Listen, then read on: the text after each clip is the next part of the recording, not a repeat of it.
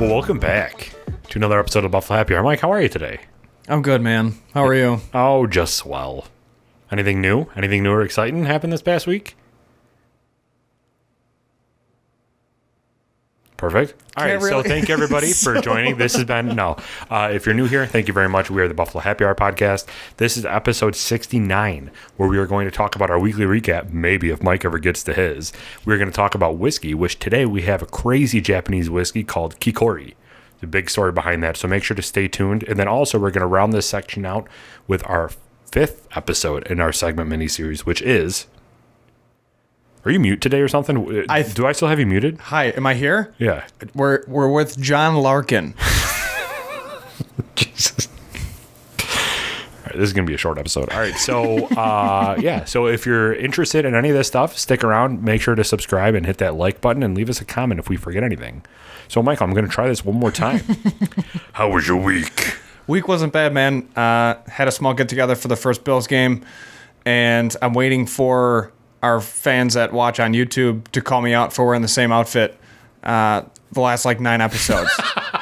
But this Patagonia quilted fleece is unbelievably comfortable, and it's warm, so I'm wearing it, and all the haters can leave me alone. Just know I wash it, it's clean, and everything underneath it is also fresh and clean. So back off. Quilted jacket. Would you consider that a jacket or more of like a zip-up? No, it's a pullover. Okay. It's a quilted pullover. It's pullover? Yeah. Oh, that's kind of cool. So for that, how often do you wash that? Not often. Wash that? Maybe once every 6-10 months. I mean, 10 months? Yeah, dude, I don't think about it. It's the most outer layer. Yeah. It never gets wet, and I'm always wearing something under it. Why does it never get wet? Because I never wear it when it's garbage out. Oh, okay. I have other stuff that I wear when it's garbage out. First world problems. So what about if it starts smelling? It hasn't smelled ever. Really? Mm-hmm. I need to get myself one of those then. They're super comfortable. Because I wear this all the time. Right. And people are probably like the same thing. Like, dude, Derek, you wear the same pullover every single episode. But I mean, I love it. But I wash this quite a bit because I only have one layer under this. Right. So normally in the previous episodes, I've been wearing my Under Armour, warm. It's called Cold Gear. Cold Gear, nailed it. They also have warm gear though, don't they? Yeah, that's for summer. Obviously, but it wicks the moisture away. Gotcha. Okay. So yeah, normally I wear the cold gear under this, but today I was like, you know what? It's a balmy 33, so I'll be fine. It is a bombing 33, and this got up to 55 before we started recording. Yeah, thank God. I don't know how much he had to deal with it, but so yeah, Bills game, awesome game. I wouldn't say awesome because every single thing that we do is a fight. Mm-hmm. That's been the Bills organization since it started. So we fight tooth and nail for every win, and it was a toll. It took a toll on the heartstrings, the stress, anxiety. I mean, if you're borderline dealing with hypertension, you shouldn't be a Bills fan because they'll probably give you a heart attack and put you over the top. But yeah, it was a good game, obviously. Yeah. So very happy with the win. See what happens next, and week to week, that's all we can do. I just love how you and I, from the beginning, were like, all right, so if we were to choose 2 teams that we didn't want to play in the playoffs, yours would have been Colts, and mine would have been the Ravens. So naturally, it just happens to work out that way. Mm-hmm. But we're going to game plan for Lamar Jackson. He's an inaccurate passer. He has no weapons as far as wide receivers go. I'm so much more scared of the Titans with A.J. Brown and their rushing attack and Ryan Tannehill than I ever will be for Lamar Jackson, Miles Boykin, and who's their other? They have John Brown. Marquise Brown. Oh, yeah, it's not John Brown. John Brown's on our team. Yeah. There's too many Browns that are the same size. I believe they were the same number. Yeah, 15? Yeah. It's ridiculous. That's true. But, yeah, there's just too many Browns. But Baltimore's defense isn't that scary either. No. I just hate because I know Lamar Jackson is going to run, and I know whoever's commenting our game, it's going to be Chris Collinsworth or someone. He's going to be like, this is what I like about Lamar Jackson is he just runs and he just puts his body on the line for his whole team. He's a superstar. He's an MVP, blah, blah, blah, blah. And I just don't want to deal with that. I might mute some of it. I don't know. I hate commentators because all they did was talk about how Lamar Jackson finally won a playoff game and he got the monkey off his back. Like, dude, Josh Allen hasn't won a playoff game either, and he did it, and it's like expected for him to do it then. Like, okay, fine. That's fine with me. Like, we have a quarterback that they just trust will beat the Colts were an incredible 7 seed. So if that's where we're at, then not only were they an incredible 7 seed, but they also were very good on all sides of the ball. Yes. Offense, defense, and special teams. They were probably the most well-rounded team outside of the Titans that we would face. Which it's interesting because if you look at the slip-ups, right? The Bills made a lot of slip-ups, but we're just that good as a team that our Margarine? Yeah, but not butter. You know what I mean? Like that's one of those words that I mix up. Yeah, we talked about this. So margin of error. Yeah, our margin of error is it's much larger than the Colts were. So they had 3 key mistakes, and they didn't have the team to capitalize on anything else, and that was it. But the Bills had multiple, and we were able to still beat them. Yeah. It just goes to show how good of a team we are. Plus, dude, look at it. Look at last year against the Texans in the playoffs and us against the Colts. We have a deep wide receiver threat, and we have a kicker that can kick 50-plus yards accurately. Those were the 2 things we didn't have last year that we have this year, and now we won the first playoff game. Which, if we lose the second playoff game, I'm going to be upset, but I'm okay with. I'm okay. Dude, I told you in the very beginning of the season, my only goals for this year is to make it to the playoffs and win a single playoff game. Everything else is gravy. And all the division, all the records, all that's all gravy for me. We won 1 playoff game. That's actually off our back. Yeah. And now we can move forward as a team, and I'm juiced over that. Right. What about, first of all, just talking about the beginning of the season, I called in the beginning of the season how atrocious the Steelers are, and I also said that Tyler Bass is going to be our future. Just want to point that out there. I don't remember any of that. Well, Gina can back me up on that. But anyway. I don't know who that is. The Roethlisberger is terrible. Did you watch that Steelers game? Well, kind of. I mean, I was watching the Blacklist because that's definitely priority at this point in my life. It's not like you could have watched it like later, but whatever. No, I couldn't have. There's way too many things going on in the Blacklist. But yeah, I turned the game on and it was 28-0, and I'm just laughing. It was an embarrassment. It was an absolute joke. Like, they did not belong there. They didn't belong in the conversation of having a decent season because they weren't. All their wins were trash.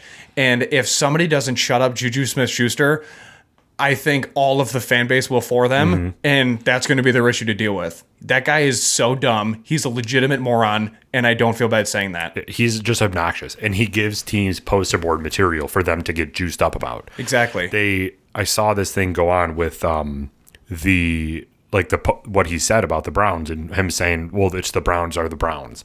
And there was this article trying to justify it by the other context in his statement that he made. It doesn't matter. And after that, he's like, they're still a good team. But his mannerisms when he was saying it, he was doing it to be demeaning. Yep. Because that's all he does. I mean, he can sit around and say that dancing on logos is a cute TikTok video, but he knows that would spark an interest from the other team. So him putting his team in that position to now have to justify his actions and then to come out swinging, it's just, he's going to be gone.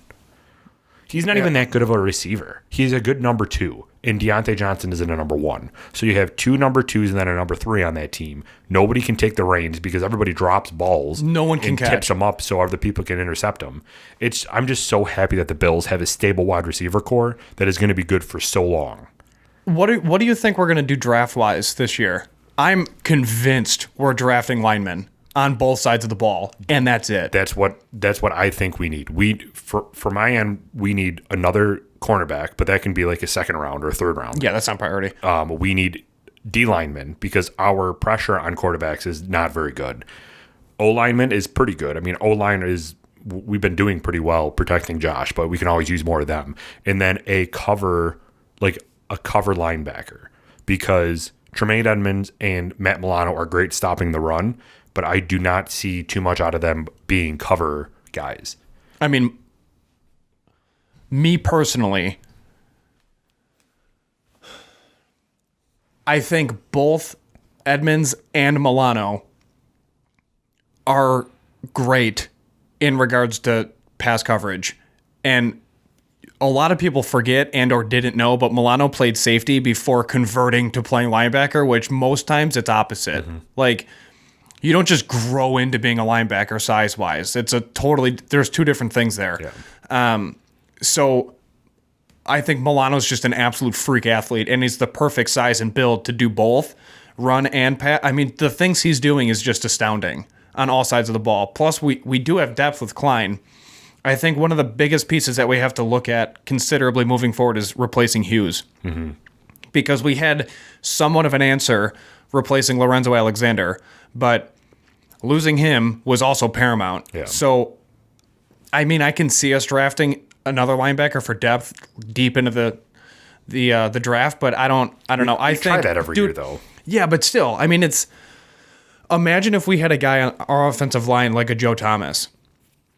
Like, you never worry about him. You're never thinking about him. He's just always playing, and he's a consistent cornerstone for that one side of the line, and then you can focus on the rest, because the organization's mindset on our defensive line is not having like a JJ Watt. Like, it's not. Like, we want to have a rotational defensive line that fit, and then everybody can play their part, but we're never going to get tired because we have so many dudes rotating in and out. Yeah. But the offensive line, like, we have a lot of rotation because we're beat to hell. And we have depth, but we don't have like one cornerstone either. Yeah. So I think stabilizing the offensive line will be good. And it's insane too, because it's so nitpicky. Like, Josh Allen has time. Yeah. But he has more time this season than he ever has. There's been times these games where he's flat-footed in the pocket because he's like just waiting for people to get open. Yeah. But also, I think we need a center. Yeah. We definitely need like a young center with no concussion issues that's super smart. Like, losing Wood sucked. Yeah. Like, that really hurt us. And Moore stepped in. I mean, he did good things, but if he sneezes wrong, he's going to be out for 3 weeks. It's true. It is true. So, but I also do feel like there is a place for a J.J. Watt or an Aaron Donald. I mean, you watch the Rams game, Russell Wilson doesn't even have time to breathe before he's got Aaron Donald on his back. So Yeah, but I can dude, see where you getting somebody in there. Yeah, but you can who? You got to draft somebody. Some good those guy are coming out of generational college. talents, though, dude. Yeah, but there's got to be a generational. He's not going to be the last person coming out on the D line that's a generational talent. Look at this year. Look at his. Who do we got coming out this year? I don't know. I don't pay too much attention to college football. Well, you can't just wish for something and just Yes, it'll just show up. So, but like if you look at their line, the Rams line, Donald went out because he like broke a rib, and he's like, "I'm good, fam. I'll be back next week." But the other two guys in their line were amazing because of what Donald does to that line. Donald gets two offensive tackles on him all the time.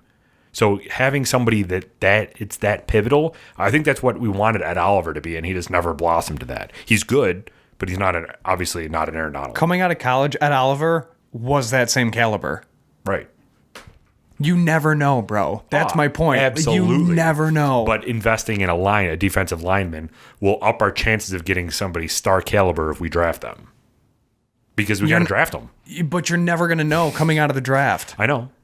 Okay, so then you want us to spend a ton of money in free agency for a dude that's proven in the NFL? Because you never know what you're going to get in the draft. We were supposed to get that with Ed Oliver, is my point. Yeah, maybe I was saying something wrong, but I in no way say that we trade for a defensive lineman. I'm thinking that we just draft for one and hope that they're great coming out of college. We did with Ed Oliver. Right. We hoped. Mm-hmm. I mean... And what is AJ Epinez as a lineman too, right? He's a defensive end, and he actually has been playing well too. Yeah. And again, Epinez is going to continue to grow into his frame, but... You never know coming out of the draft. And Ed Oliver is still making a lot of good plays. Oh, yeah. So is Jerry Hughes. He's done a great job this year. I mean, it's moving forward, it's most likely going to be what is the answer to losing Jerry Hughes? Mm-hmm. Because I don't think he's going to be around for 2 more years. I just don't see that. Yeah. If he proves me wrong, outstanding. I mean, I would love to keep him for whatever. The other interesting thing that's going to shake out are contracts. And I think what we're running into now for the first time legitimately ever is players on the Bills are going into contract negotiations saying, these 5 teams offered me this. Mm-hmm. I don't care. Like, here's my ballpark range. I'm okay with losing money to stay on this team. Right. Like, I don't want to leave Buffalo. So for the first time to have that, it's going to help Bean so much more because now we can just focus on, all right, like, let's Let's lock him up. We'll give him an extra $100,000 or whatever. Just, a couple incentives or whatever, but some guaranteed money. He'll be around, pay him, but we're not going to kill ourselves because now these people also understand coming into my office that the team is more important. And it's, again, more credit to McDermott and McBean because they're just incredible people. Do you see us franchise tagging Allen, or do you think that we'll pay him outside of that? There's already articles coming out that we're going to do contract negotiations for Allen to lock him up long term. So he's like our Brady, and I'm okay with that. I am terrified to drink this. Oh, brother, what was that face for?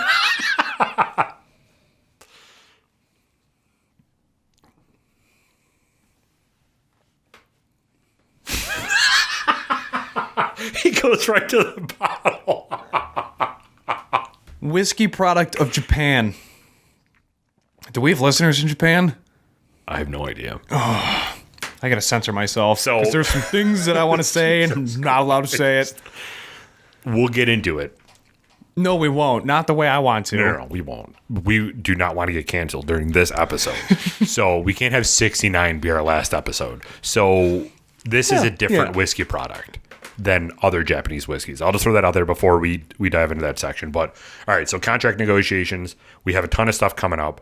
And they just need to focus on. Yeah, so there's Allen, Milano, Edmonds. I believe we have. Did we lock up both Poyer and Hyde, or just one? Just one, I believe. I think just Poyer and Hyde still out there. I think. Yeah, because Poyer's with Rachel, right? Mm-hmm. Yeah, because I remember she was tweeting about it, and everyone's reposting or retweeting her tweet. I don't have Twitter. Whatever. I just kept seeing that all over Facebook and Instagram. But yeah, so we have to lock up the other safety. White, we're good. Mm-hmm. And then I'm sure there's going to be some other people that come up where it's like, what are we going to do? I mean, Hughes takes a lot on cap too. Mm-hmm. So that was back in the Chang-Ailey days with those stupid contracts. Yeah. And I believe we have to rework Diggs. I know What is I know 2 we year or 1 year? Well, when we originally acquired him from the Vikings, he sat down with the front office and then renegotiated his contract. But I know that coming up, I think it's within 3 years. I know that. I believe it's either 1 or 2 years. We have to actually hammer out the rest of it. Gotcha. That's going to stress me out. Because, I mean, what are you going to do? Not pay him? No, we have to pay him. Well, right. And he's the number one receiver in the league. Mm-hmm. So he's just going to sit there and just be like, what's up, boys? Yeah. Because he knows, he's 100% coming in with the position of strength. Romo was saying, Diggs. Yeah, going off of that, Romo was saying that Allen is going to get paid more than Mahomes. No. I'm like, I don't think so. No. It's not happening. No. Tony Romo, if he sneezes wrong, he breaks his back. So there's no way. We don't even have that much money. What? No, yeah. We don't. And the Pagulas don't have that much. What are they going to do? Drill another hole in the ground? Stop. Maybe. There's no way. That's insane. And he didn't take us to the Super Bowl. Yet. Knock on wood. He didn't win MVP of a season. He didn't win Super Bowl MVP. I mean, it's his third year. It's not his second year, ever. So there's two totally different people there. It's a different conversation. Say, though, he's going to get paid, but I don't think it's going to be, $500 million. Yeah. A billion. We do have some good rookie wide receivers. So if we have to pay Brown or Diggs and let Brown and Beasley walk because we don't have enough money, I don't know if that's going to happen though. I think that they'll lock Diggs up anyway, regardless. I think they're going to lock up Beasley too. Yeah. And we got Gabe. Beasley doesn't have that much time left. Who'd I say? Beasley. I said Beasley? Yeah. I said I think we're going to lock him up. Yeah, I don't think he has that much time left playing. I don't think he's going to be playing that much. I do. He's got to work on his rap career. Can you relax? His rap songs are awesome. Oh my gosh. Just so you know. All right, you want to get into this whiskey? Yeah, we got to section? move on. All right.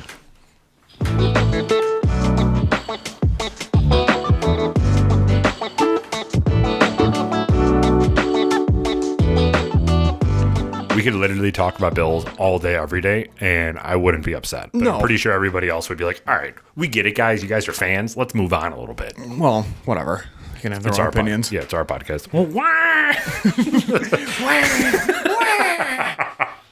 All right, so everybody, we have Kikori Japanese rice whiskey. It's a product of Japan. You want me to say that again? Just go on. Just Japanese rice whiskey. So, what you're the probably brown thinking, or the white? Kikori Japanese Uncle Sam's rye whiskey. No, I'm just kidding. What is wrong? Uncle Sam's is a rice brand, dude. I wasn't going that route. No, Uncle Ben is a my rice bad. brand. Well, Uncle Sam's too. Donald Trump's. All right, anyway. So this is 82 proof, 41 ABV.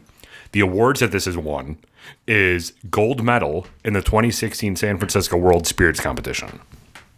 So, I'll give you a little bit of background on the company. So, Kumamoto region, that's where this is in.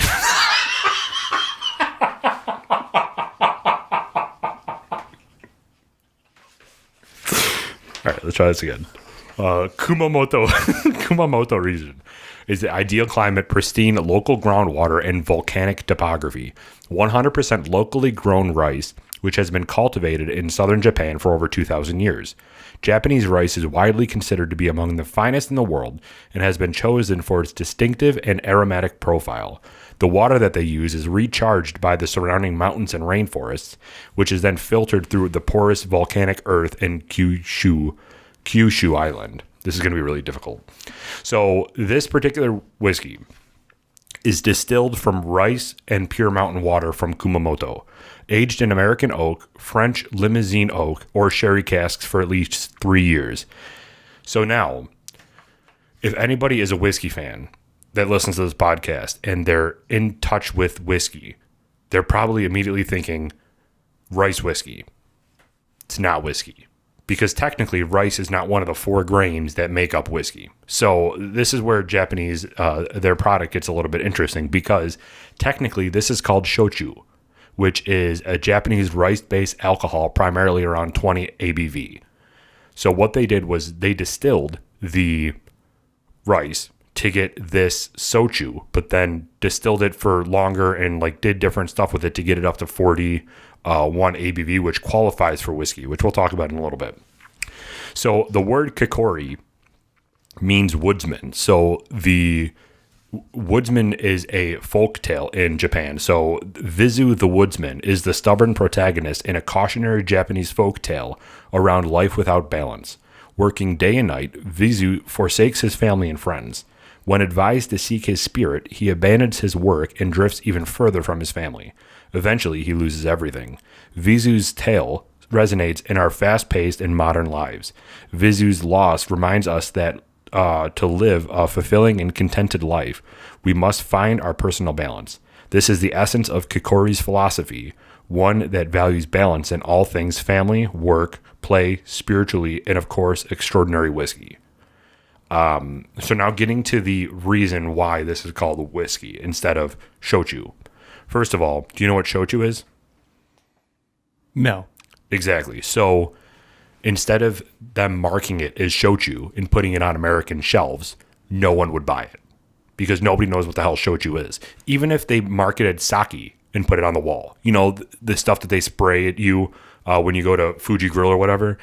Even if they put that on the shelf, people wouldn't buy it because it's just not like, it's not appealing to people to drink. It's appealing to, oh my God, yes, and like squirt it in your mouth from 40 feet away. But people wouldn't sit down and pour it in a glass, you know?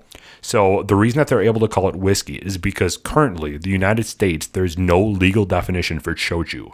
That paired with the fact that this meets the blurred line of what is considered whiskey, they can call this whiskey.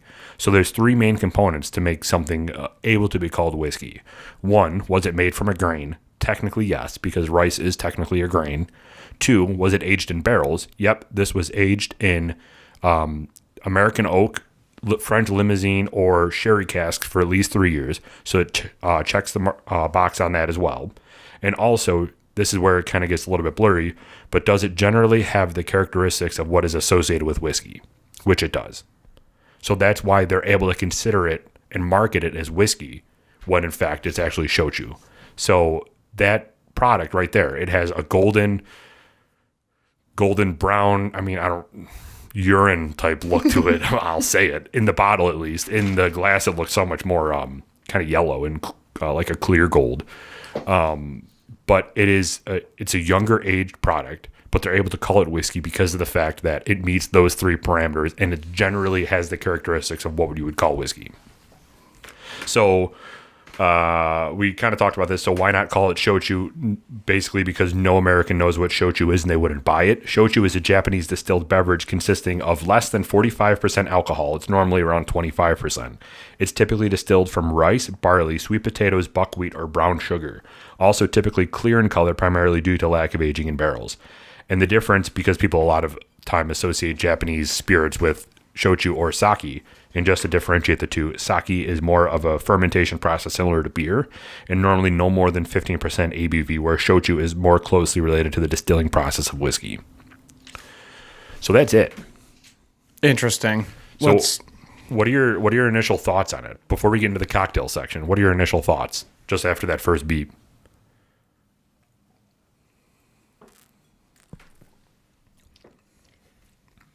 If you're going into this thinking that it's going to be American bourbon, you're not going to like it. It's very, very sweet. It's like sugary almost. It's like candy. It's like a candy corn sweetness. Yeah. And there's a little bit of tart to it, but it's oily. Mm-hmm. But it's very light. We'll get to it in the whiskey review. But you want to get to the cocktail section? Do you have one? You never told me what we were doing. Well, look on your phone. It's on their website. So I have you know what, the dude? Summer Blossom. I'm honestly just going to say neat. Because, again, this is very similar for me to Pumpkin, where you want to try this on its own and then figure out what you're in the mood for cocktail-wise. And I'm sure I haven't even looked. Their website's probably loaded with cocktail options. Right? Yeah. So, yeah, I mean, that makes sense then. So my recommendation for cocktail section, which, well, first, drop the beat for the cocktail section. Cocktails. Thank you. That was good. My recommendation is having this neat so that you can actually understand either what kind of cocktail you think would go well with or what you're in the mood for. So I wouldn't cut it with water. I wouldn't add any ice cubes, nothing on the rocks. Just pour just a smidge, like a half ounce to an ounce into a glass, and then try it. See what you think. Slowly sip it. Make that half ounce to an ounce last like 4 to 5 sips, and then really try to get a feel for it before you dive into whatever concoction you're going to recommend, because I'm sure it's probably wild. Yeah. So my cocktail is called the Summer Blossom, which is 1 ounce of Kikori whiskey, 0.5 ounces of Yuzuri liqueur, 0.5 ounces of lemon juice, 0.5 ounces of simple syrup, and then 1 ounce of rosé. You shake and you strain over ice into a wine glass, and you garnish with a mint. That makes sense. Yeah.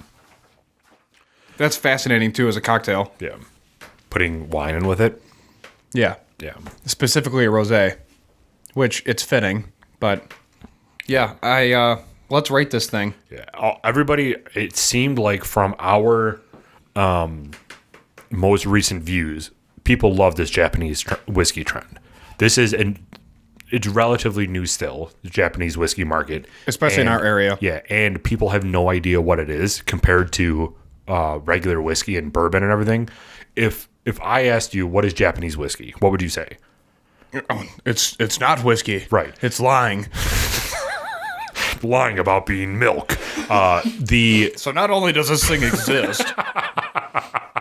I love that I use that in an interview. But anyway, the first thing that comes to mind when you talk Japanese whiskey, everybody says they just have no rules. So right. that really intrigues people to understand. They can't have no rules. So what is the process around Japanese whiskey?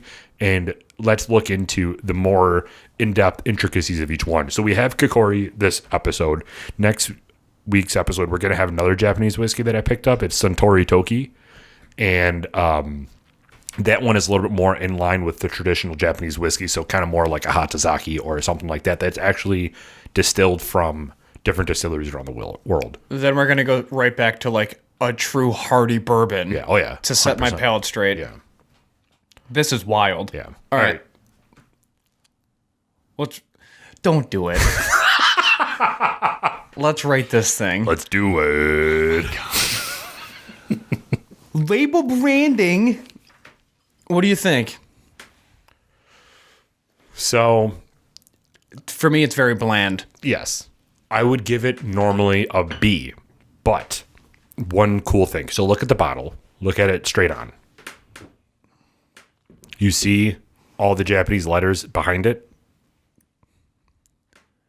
Is that their apology for what they did to us in Pearl Harbor? Or? Jesus Christ. All right, I'm muting Mike for the rest of the time. No, what is behind there, what you can see through the bottle, is that entire Woodsman story in Japanese, which that is sick. That is incredibly awesome. Yeah, so I'm going to bring that up is. to a B+. All right, B+. I agree. I agree. You know, I don't know why I said BP, like the BP oil spill or something. But that is sick how that has the entire story. If I could translate Japanese, I would have read it from there. But my Japanese is like a 9 out of 10 out of 10 out of 10 right now. So, you mean a -9 out of 10? 100%. So there's... And it's like, it has that, like, it as gross as it sounds, it does have like a dehydrated urine color. Yeah. But when you pour it, it's actually kind of like almost like a wine. Like a white wine. Yeah, I agree. The thing about Japanese culture is that a lot of Americans, not all, but a lot, really don't know anything. Yeah. And their culture is, really, in a sense, it is beautiful. Like, there is a lot of benefits that we could pick and choose, and then we could learn a lot from them. 100%. And it just sucks that we really just were never taught basically anything outside of World War II. Mm-hmm. So, I mean, there's a lot to this, dude. Like, yeah, I got a B+, but they have like a gentleman on top of their cork. It is an actual cork, which is nice. Mm-hmm. That's one of our big things. But the label itself, it's just bland. I don't know if that's mass production, but it's approved by someone's signature and a stamp. It's batch 4, I believe. That maybe I don't know if it's handwritten. Yeah. So just so everybody knows, it's honest. I mean, it does tell you what you want to know, but it's just kind of, I don't know, like they could have done more. I think that they tried to go for the Japanese classy look, but it ended up looking, if that didn't have the Japanese writing on the back of it, it would have been real bad. But I think that adds a texture to it because you're looking through it and it's being magnified to you. And just to know that there's actually a reasoning behind it. Yeah. I think that's sweet. So we also did get this bottle from Addie's Wine and Liquor. If you want this bottle, it was new. It still had the new tag on their shelf. So if you do want to try this, go to Addie's. I believe it's $44. So it's not going to break the bank, and it's interesting to try out. So definitely go hit up Addie's Wine and Liquor. They are your one-stop shop for all of your whiskey needs, and that's where we go for all of our stuff. So go check them out. Okay, so nose. What are you getting on the nose? It's light. You barely get, and I think it's because it's 82 proof, you barely get any ethanol. Yeah. You get a little bit of oak on the back end and kind of like a like a light cream. It smells heavy. Yeah. To me, and like it's, you can smell like the sugars coming out of it. Mm-hmm. So to me, this might sound weird, but this smells and the initial taste is very, very close to a chilled white wine, like a Chardonnay or some sort of peach wine, or maybe like a light grape wine. I just think it's very similar to a white, but it's not. A chilled white wine is going to be extremely tardy, where the finish is just going to stop. You're going to have the blast. It's very similar to a very fancy champagne. Mm-hmm. You get the initial carbonation, and then your palate's essentially completely cleansed, and then the ending note, you'll pick up like hints of apple and things like that with a bottle of champagne that's a really high-end bottle of champagne, whereas with this, and to your point, kind of like a white wine, is it's a tardy, but the oils coat your mouth, and then it doesn't necessarily completely stop like the champagne does, but it doesn't linger as long. Yeah. And I think the only reason it does linger and it's a very high hug is because of the fact that it is whiskey. Mm-hmm. But it's so unique. This is kind of similar to the maple with Howlerhorn. Yeah. and their spirits. So for nose, what are you going to give it? Maybe a B plus? I'm just gonna go B. Okay. It is kind of flat to me, Yeah. but it's not bad by any means. Yeah, it's not terrible. You kind of get, I mean, I'm sorry, that was the nose. Did I say that was the nose? Yeah. Yeah, okay. Nose. So you're kind of getting a little bit of like a charred oak on the nose, but it's very, very, very little. Very faint. Yeah. So initial taste? Initial taste, I'm getting a little bit of, I'm getting the sugars, of course. And it's like a candy corn sugar. And then I do get a little bit of leather, but not as much as you would with like a Buffalo Trace. And then, of course, the oil. I mean, that's like, and it's not like I taste oil. Yeah. It's just you experience the oil in the initial taste. For how light this is, it's very thick. But then odd. dissipates really quickly. It goes down. I don't want to use the term smooth because smooth we generally associate it with like enjoyable and it just goes down in one flash. But this is smooth where there's no peaks and valleys to it. It's really like one consistent taste going from your nose. And then when you take a sip from the initial taste to the ending note, and it's just one like smooth transition. But the initial, I think this is the first time ever the initial taste is distinctively different from the ending note. The initial taste stops at the back of your mouth. That you'll feel the liquid leave and go down your gullet, but everything stays in your mouth. And then all of a sudden your chest starts to get warm, and that's it. And you're like, what is it? Like, why, what is happening? And it's very, very hard to describe, but it's worth experiencing because all of the burn and all of the tasting note is in your mouth, and then your whole mouth gets coated with oil, which is why we pause so often because we have to swallow everything. It's right when your taste buds start. Yeah. That's where the flavor, you like get a burn, like an alcohol burn, and that's all the flavor staying in your mouth, then it's just going down. But it's so faint. It's not like, dude, this is so hot. Like, I don't know how you guys drink this and you still carry a conversation. It's nothing like that. It's such a faint, light burn, but all of a sudden your chest is warm and your mouth is kind of like, what the hell was that? It's kind of dry too, isn't it? Yeah. It's sweet, but at the end it's very dry. Yeah, the ending note dries you out. This is very similar to like a white wine. It is. But without like the punchiness. Like if you had maybe like an oaked wine, like where you had a wine finish in an oak barrel, I would be very interested to do a side-by-side comparison of those to see if they're similar. One right after the other is probably going to be a distinct difference, but that's fine. Yeah. Interesting. This isn't bad. I'm going to go a B on the initial taste and the ending note. And the ending note, you're really not going to get too many different distinct. It's not like you're picking up baking spices on the end. You're not picking up vanilla caramel, anything like that. It's just everything stays up front in the initial taste, all the tasting notes. And then all of a sudden you're complete with your sip, really. You get a wine aftertaste.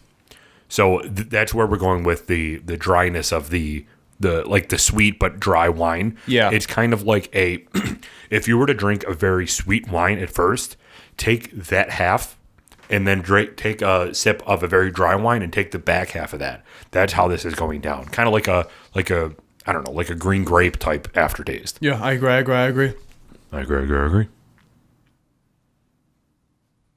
All right, so ending note.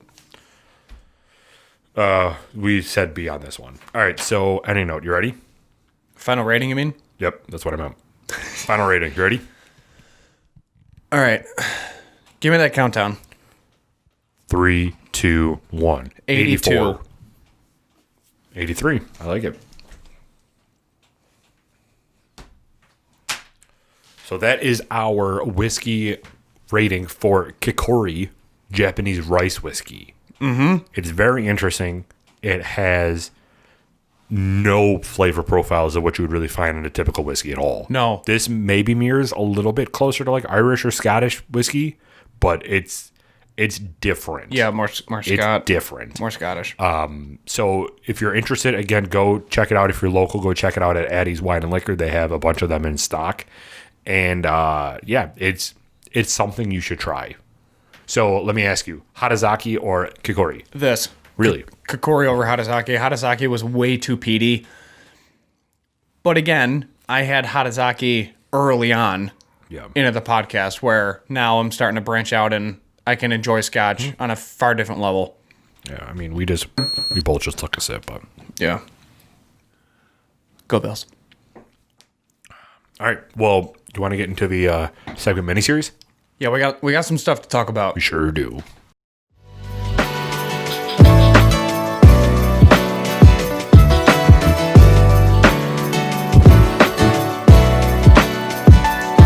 All right, Michael. So today we have episode 5. We're going to be talking about none other than John Larkin. Yes. So for those of you that are new, I turn and we have a TV on the wall. So that's what I'm looking at. So here we go. John Durrant Larkin. He was born September 29th, 1845.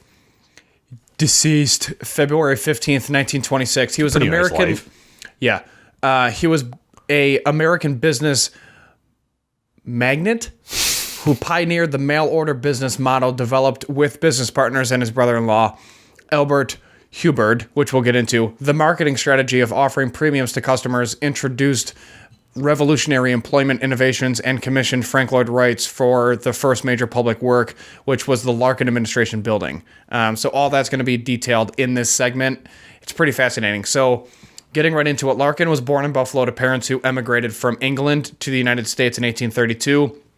He went to public schools in Buffalo during his childhood, and he began working at the age of 12 at the Western Union as a telegraph messenger.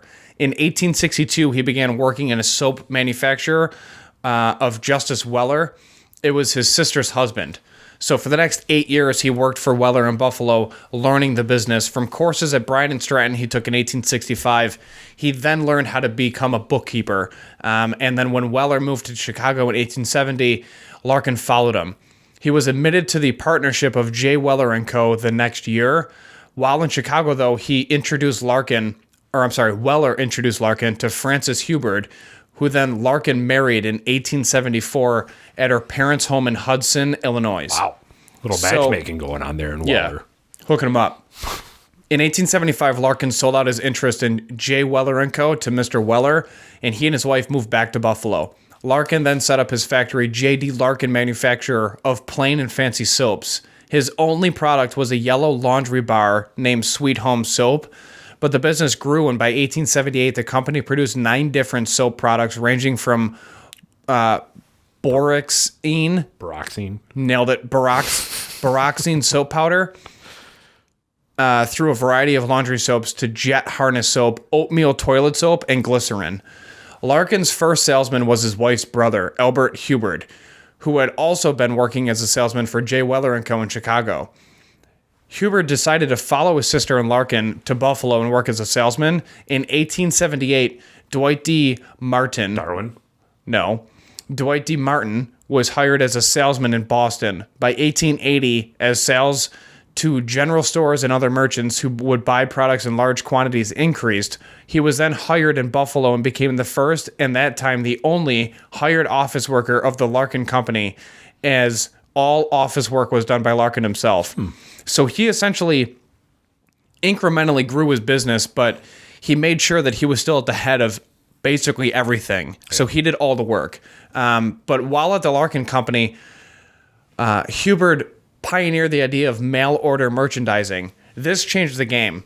So by offering premiums and bonuses in return for sales, the company was able to dispense with a sales force. By 1902, Larkin needed a building to consolidate offices scattered throughout all of his factories.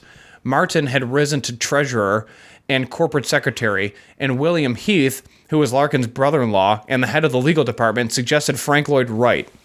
So Larkin consented, and Frank Lloyd Wright received his first commercial commission, which was a huge deal because this basically birthed the Larkin Administration Building, which was completed in 1904 and accommodated 1,800 corresponding secretaries, clerks, and executives.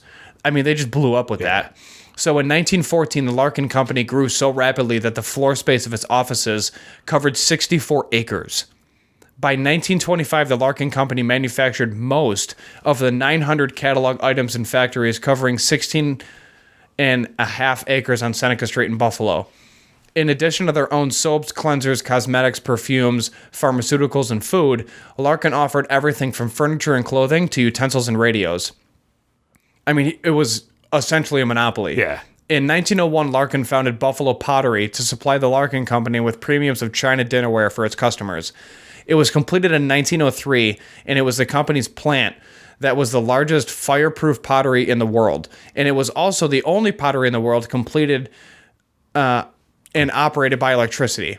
In addition to the China produced, in addition to the China produced for distribution as premiums, Buffalo Pottery manufactured many lines of china sold via both retail and wholesale channels and exported its ware to more than 25 countries. The pottery ultimately turned to the production of commercial chinaware, changing its name to Buffalo China Inc. in 1956. My family used to work for Buffalo China. The company was one of the largest manufacturers of commercial chinaware in the United States. Buffalo China was sold to Oneida Limited in 1983 and went out of operation in 2004. So side note, my family, when they came from Belfast, Ireland, they came into the U.S. from Canada, and then they all got jobs at Buffalo China. And then we became who we are now. So Larkin died in 1926, and he was one of Buffalo's most respected citizens and is buried at the Forest Lawn Cemetery, which is right by Elmwood, with Olmsted and all those other OGs. He was a benefactor of the University of Buffalo, where by 1926 he donated $250,000, which is equivalent to $3.6 million in 2019. While the Larkin Administration Building was demolished in 1950, a large portion of the original Larkin manufacturing complex survives today, including the Larkin Terminal Warehouse, which has been converted to corporate offices and houses, and the headquarters of First Niagara Bank, which is now home of Key Bank's Buffalo division. It's fascinating. Yeah, it's very fascinating. So I used to work in the Larkin district, and I worked in the building opposite of First Niagara and Key Bank. So if you're from the Buffalo area, you can see the building. It's white, right next to the First Niagara building, and the building used to, like you said earlier, was for soap manufacturing. Yeah. So if you go outside of the furnished and completely renovated areas of the building, you can see aspects of the soap still being, like, they didn't demolish the entire building. So there's still aspects of the soap production that is there. So actually, I'm pretty sure Gina did a ghost tour at the Larkin, the building that I used to work at. It's haunted? And it's haunted, yeah. Because I could be butchering this, but the people would die when they were making soap. And it was like this big vat that it would crush the soap in. People would die because they would fall into the well. Yeah. And it was so deep that they were just never brought out. So the entire haunting of that area is based off of the Larkin Soap Company. Because workers would fall into the production line? Yeah. Woof. And it's pretty cool because, again, when I used to work there, it would be pretty common, especially during wintertime, to get up every 10 minutes and walk around like you're supposed to, or every 30 minutes and walk around to get the fluid back in your joints and everything. But there's only so much that you can walk around. You're not going to go outside. So it was seriously, it was like half the building was not developed, and you can walk down the ramps that the trucks used to come up to deliver the soap up into the top levels of the building. It's fascinating. There's parts that right now there's like gaps in the floors, and it was very, very sketchy to walk, but we did it anyway because it was just so cool. It was really sweet. Yeah. This is a huge part of the Larkin area. If you're from Buffalo, you know exactly what this is. I mean, it's the new thing in South Buffalo. Yeah, it's booming now. Yeah. I mean, they're getting a lot of different projects. A lot of companies are moving into that area, and it's literally exploding with business and rebirth. So also, too, when you're driving down the street, if you're coming from the city of Buffalo and you're driving down Seneca Street, on the right is the Larkin building where M&T Bank is. And on the left, there's two parking lots. There is a structure in the middle of the two parking lots, and that was built to resonate or to emulate Frank Lloyd Wright's architecture because he had such a very prominent pull in the Larkin area. And also the building following that parking lot, they did a ton of renovations on that, but I'm pretty sure that is not the original, but one of the oldest buildings in the Larkin area that they're now refinishing, and I don't know what they're going to use it for, but it's like a historic landmark at this point. Right. It's really sweet. It's wild. Yeah. Crazy stuff, my friend. But yeah, I mean, that's basically it. We flew through this section. It's only 50 minutes, bro. Well, see you next week. No, so that wraps up our segment miniseries for this episode alone. Next week we have who do we have? Scroll up because there's a lot of stuff going on. Did we didn't even include Frank Lloyd Wright on this, which we probably should. We can. Yeah. I mean, it's not like he was a big deal or anything. So next week we have John R. Oshai, who we'll touch on. I'm sure most of people out of state have heard about Oshai Children's Hospital, so he may or may not have had something to do with that. So we'll dive into all things him. And after that, we have Rob E. Rich Sr., but episode 8, I'm very excited for, because I don't think you have literally any idea who that is. So episode 8 is William Wild Bill Joe Donovan, and he was paramount in things on a federal level. So we'll discuss that in great detail. So make sure you tune in next week. This has been episode 69 of the Buffalo Happy Hour, which is insane to think about because outside of this, we do interviews, which we're approaching 50 special interviews of different businesses all around Buffalo. Yeah. It's insane. We have 8 videos right now to date, real time. By the time this airs, we're going to be down to like 7 or 6 that are ready to go live, that are in the queue on backlog, that are already recorded. So there's content releasing into February and March, which is ridiculous. So we're just going to keep at it. We got a lot of things in the work too. We got a bunch of different small businesses that are even now reaching out to us, which is really cool. So be on the lookout for those. And then if you're not already subscribed, please subscribe. It just helps us look a little more legitimate as well, but it also allows you to know when we post things. Doesn't cost you anything. It's totally free. Just have a Gmail email on YouTube. Hit that subscribe button. We appreciate it. And then, of course, we're on Facebook and Instagram. On Instagram, we're Buffalo Happy Hour 12. And then on Facebook, we're the Buffalo Happy Hour. Please follow us. We post literally 5 to 6 days a week, and we appreciate all the support and all the likes on all the photos. Be on the lookout for the next batch of merchandise. If you are interested in buying a sweater, we still have some for sale in a variety of sizes, specifically small, medium, and large. So please let us know. And this is it, man. We will be back next week, and we'll dive into another Japanese whiskey. Oh, yeah. All right. Also, with this interview, released Alchemy. Yes. Alchemy special interview with this episode. So go back and watch that interview. Alchemy Wine Bar is located in Hamburg, New York.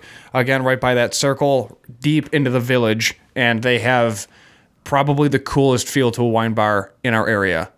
So definitely check them out. And then also, you can see all of our Google reviews if you have any questions about what you're running into business-wise.